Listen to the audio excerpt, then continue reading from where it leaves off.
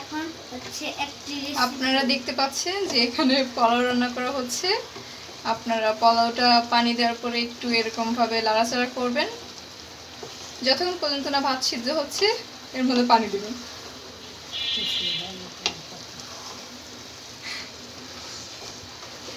দেখতে পাচ্ছেন এভাবে সুন্দর করে লাড়াচাড়া করবেন। আর একটু পানি দিতে হবে,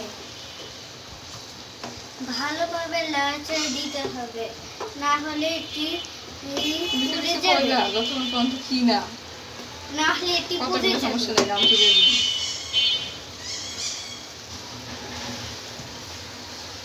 দেখি দম রাখছো কিছু হয় না।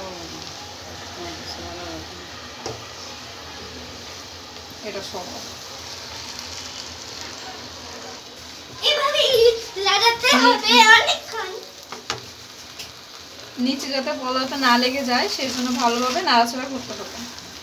তাহলে দেখবেন আপনার পোলাওটা পুড়ে যাবে না, লেগে যাবে না।